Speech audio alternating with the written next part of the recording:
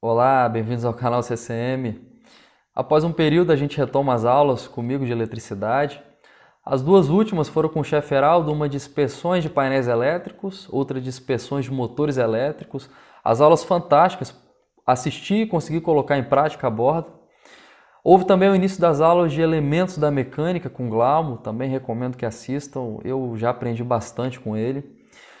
Hoje a ideia é a seguinte, a gente vai fazer uma retrospectiva da aula 1 até a aula 6, vamos fazer uma revisão, tá? E eu proponho algumas perguntas e respostas. Logo abaixo da pergunta você vai reparar que eu deixei uma referência da aula que a gente abordou o assunto, então você pode retornar até ela, assistir novamente e dar sua resposta. No mínimo faça uma resposta mental, que não seja por escrito, mas que seja mental. E aí depois faça uma comparação com a minha. Se você tiver dúvidas, você pode postar embaixo, tá, nos comentários. E se a sua resposta teve uma outra abordagem ou foi complementar, seria interessante também colocar, postar aqui para a gente discutir. Eu acho que isso enriquece e todo mundo aprende junto. Outra informação importante é que a próxima aula, a 10ª, também vai ser de revisão com exercícios propostos e resolvidos. E é importante porque o conteúdo é extenso e a gente vai conseguir consolidar mais o conhecimento trazido até aqui. Pergunta número 1. Qual é a função de um gerador em termos de transformação eletromecânica de energia? As aulas referência são as aulas 1 e 2, lá você encontra conteúdo para formular a sua resposta. É importante que você mencione a lei de Faraday para uma resposta mais completa. E agora a gente vai entrar numa página em branco por 2 segundos, depois a gente retorna com a resposta. A transformação eletromecânica de energia tem um propósito, que é a obtenção de trabalho dentro de um processo qualquer, seja ele dentro de um navio, seja ele numa indústria. Então, pensando num grupo gerador, a gente tem energia armazenada na forma química, no combustível, e depois que ele vai para a queima no motor de combustão, eu tenho potência útil no eixo do meu motor. E através de um acoplamento, eu alimento com energia mecânica o gerador propriamente dito, e eu tenho nos terminais o gerador tensão induzida. E essa tensão vai alimentar um barramento. E é impossível a gente falar de transformação eletromecânica sem rememorar a lei de Faraday. Ela é a base, é a fundamental, mas existem também outras leis que orbitam em torno dela e são complementares. Lembrando, a lei de Faraday versa que toda vez que eu tiver variação de campo magnético, variação de fluxo magnético nos terminais de um condutor, ou seja, que atravessa as bobinas do meu gerador, então eu tenho tensão induzida. Tá? E essa tensão que vai alimentar os meus barramentos. Pergunta 2. Vamos utilizar como base uma vista explodida de um gerador da WEG.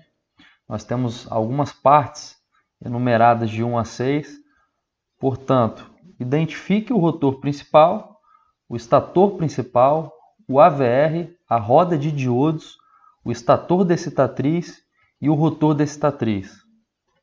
Essa figura foi tirada da aula 1.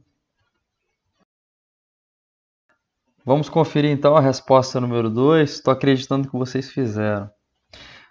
Então, começando pelo rotor principal, número 1.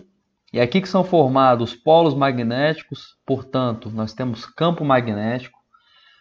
E o rotor, ao fazer o seu movimento, vai causar variação de campo magnético aqui nas bobinas do estator principal, por isso 2, estator principal da máquina síncrona. Quem faz a leitura dos terminais do estator, ou seja, da tensão induzida, é o número 3, o regulador de tensão, AVR. Ele fica próximo à caixa de ligação desse gerador.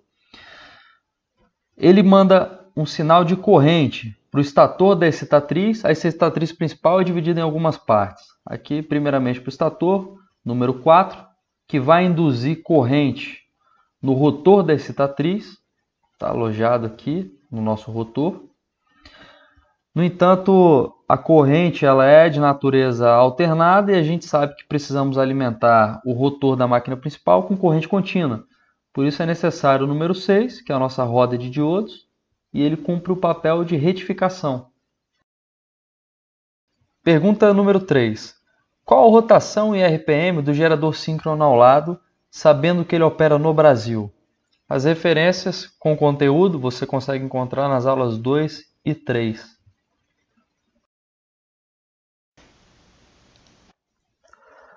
Vamos à resposta 3. Se você chegou a uma rotação N igual a 1.800 RPM, você acertou. Se não, vamos entender o porquê. Logo na pergunta, a gente se depara com a afirmação de que o gerador ele opera no Brasil, e essa é uma informação essencial porque a gente sabe que a tensão da nossa rede é padronizada e a frequência é 60 Hz. Tá? E como é necessário a gente resgatar na aula 2 ou na aula 3 a equação da rotação síncrona, a gente vê que N é igual a 120 vezes a frequência dividido pelo número de polos. Então a frequência é uma das variáveis que a gente precisa colocar aqui na fórmula para chegarmos à rotação. Tá? E se a gente analisar esse rotor, a gente vê 4 polos magnéticos, então P igual a 4. Fazendo a substituição na equação das variáveis, a gente tem que N é igual a 120 vezes 60 dividido por 4. Chegamos então ao valor de 1.800 RPM. O mais importante nessa questão não é a gente integrar o conhecimento da fórmula em si mesma, mas entendermos que dentro de um grupo gerador a gente tem basicamente duas partes. Uma é a máquina primária de acionamento, que pode ser um motor de combustão diesel, e o outro gerador, propriamente dito. Tá? E quanto maior for a rotação que a gente imprime na máquina primária, que por sua vez no gerador, a gente gera uma onda de tensão com uma frequência mais elevada. Tá? E o número de polos ele é inversamente proporcional, tá, à rotação. Imagina você que se a gente ao invés de termos 4 polos, a gente tivesse 2 polos, né, esse número seria dividido apenas por 2, então a gente teria o dobro de rotação. Teríamos que ter 3.600 RPM. Tá? Então é importante a gente entender as proporções entre as variáveis. A frequência é diretamente proporcional à rotação e o número de polos ele é inversamente proporcional. Identifique no gráfico ao lado qual é a curva de resposta de um gerador com e sem escovas na excitatriz principal. Explique o conceito brushless. Resposta 4. Esse gráfico ele é retirado da aula 3, o eixo Y é o eixo da potência e o eixo X é o eixo do tempo. A curva em vermelho é do gerador com escovas, a curva em verde do gerador sem escovas, brushless.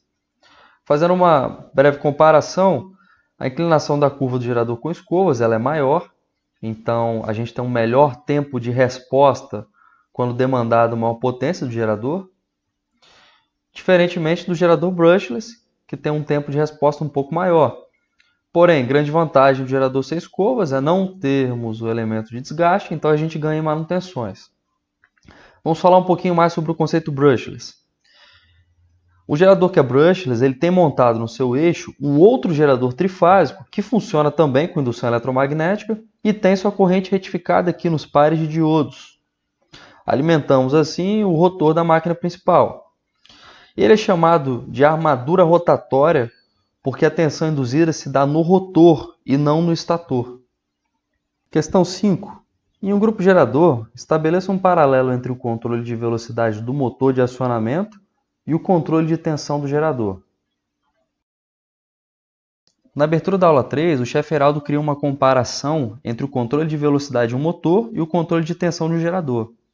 E esse é um bom artifício para você não esquecer nunca mais, ao comparar algo que se vê com algo mais abstrato.